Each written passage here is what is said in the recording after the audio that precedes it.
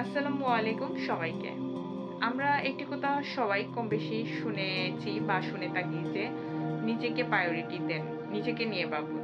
সেটা অবশ্যই খুব বেশি ইম্পোর্টেন্ট। প্রত্যেকে প্রত্যেককে নিয়ে ভাববেন বা প্রত্যেককে ১ম এ প্রায়োরিটি দিবেন।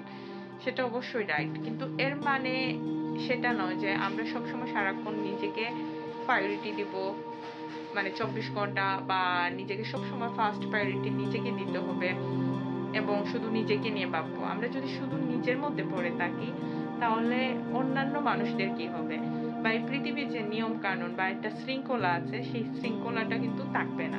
সেই জন্য আমাদেরকে বুঝতে হবে, আমাদেরকে ডিসাইড করতে হবে আমরা কখন নিজেকে নিয়ে ভাববো এবং কখন অন্য মানুষদেরকেও ভাববো।